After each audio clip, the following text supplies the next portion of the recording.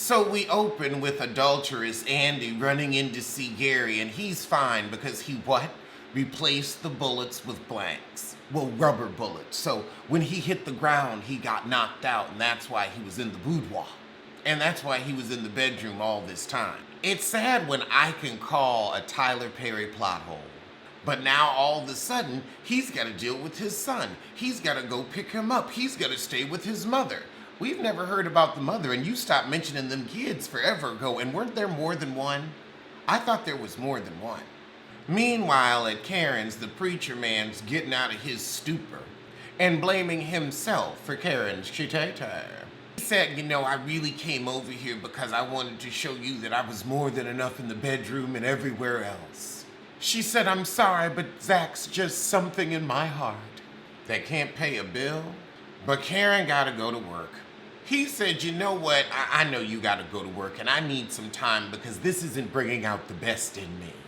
He got a lot of makeup on his chest. I bet you they covering up some tattoos. Child, he said, let's take some time to get clear. The only thing that's going to get cleared is Zach's way back into her apartment. Oh God, but now we're with the Braxton hybrid and rodeo. And he going to see his mama and she don't know how she feel about that because that family racist. So I'm gonna deduct 2 points for him for that one because I don't want you popping up with your relatives in my house either. But there's a knock on the door and it's the bank heifer. So he leave as she walk in. Oh God, the bank heifer's whining. I don't know what to do when I go to work and see Jacoby. You didn't even sleep with him. So the Braxton hybrid tell her, you better just act normal as you can muster. Honey, you are in your 30s and acting like you're 23. This ain't cute. But then again, it's Tyler Perry's writing, so of course it's not gonna be cute. Tyler's writing is just like his face, unpleasant. And quite frankly, dour. Oh, Lord. And from the irritated to the overrated, we back in Andy's apartment with Gary and Ben. Oh God, so now Gary needs Andy to model for his friend because one of the models dropped out. Andy has to go to work and so do I. Oh wait, I'm here. Well, I don't want this nonsense on my desk. Oh, I'm not a model. Do you think I could do it? You wasn't so shy when you was sleeping with other women's husbands. So she agreed to do the campaign, but she asked Gary, when am I gonna meet your baby? You got an engagement ring from this man, but you ain't met child to first. The ain't shit parenting. But he's got a surprise for her later tonight after the photo shoot. She's like, it's not another country house, is it? Because we saw how that went. Meanwhile, with the big bone sissy at the bank, the man that was at his house who he thought was sleeping with Panty Man comes into the bank to cash a $5,000 check. Now, check that. Oh, and it turns out Panty Man is his boss? So the big bone sissy thinks he stole the checkbook. Oh, he went to describe Calvin. He said dark skin. No. So now he begging, please don't send me to jail. He said my baby need a new pair of shoes.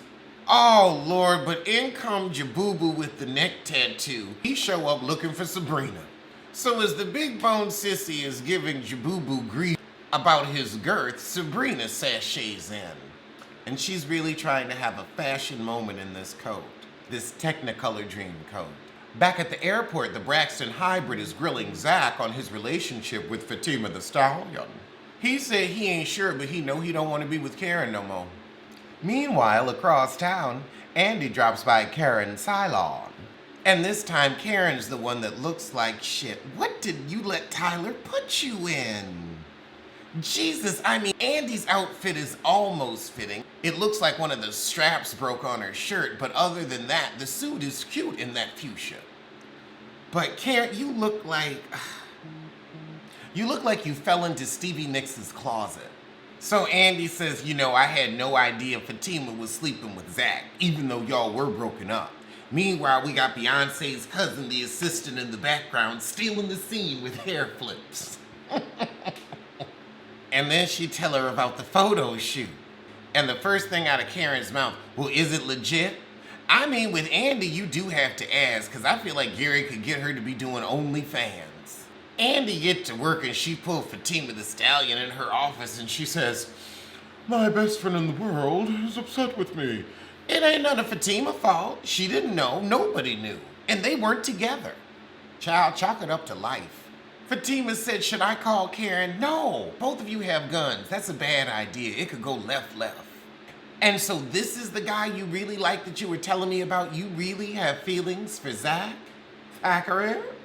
She said that Zach, I know, live off women. So Fatima said, look, Zach got potential. He just needs some positive reinforcement. And not a Karen like Karen. I mean, she did call the police on him about that credit card fraud. Fatima says, you know what, though, it's over anyway. He couldn't tell me he was with Karen. So why would I want to lie with a liar? Oh, Lord, so we at the airport and Zach dropped this lady off, but she forget her laptop bag. Ooh, but back at the bank, the big bone sissy done found out that the fleecer who fled has emptied Calvin's accounts and now his checks are doing a rubber number. All because of a scamming sissy.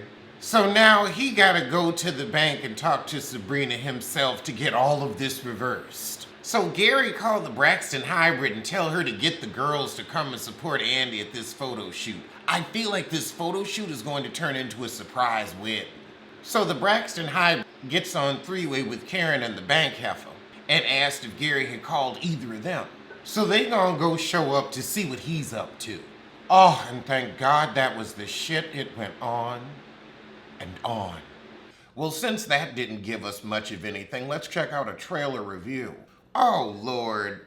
It's time for Bruce Willis to stop being an action hero. I'm sick of it. Like, the Botox ain't helping. You look like a white raisin holding a gun. But we looking at the Out of Death trailer. Oh, look like he holding up some popo. So you know we gotta go to the beginning, and it looks like he goes to some cabin that his niece set up, and he gonna heal and relax. What on earth? So then it looks like the niece is going for a hike, and she sees this sheriff yelling at this guy, and then this guy throws some flour in her face, and she kill him. Then of course the popo see her.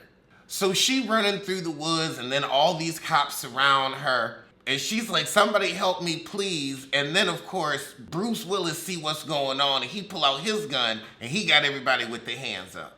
The whole circle of police with their hands up, really? So they run around the woods. She stabbed one of the police officers. They need to get her camera to have evidence of all this. Oh, and then of course they gonna try to kidnap his niece to get him to bring them the girl. That looked cute. Not go out to the theaters and see it cute, but Netflix cute. I got more out of that than I got out of the whole 41 minutes of Sistas with a T-A-S, 'cause Tyler ain't shit.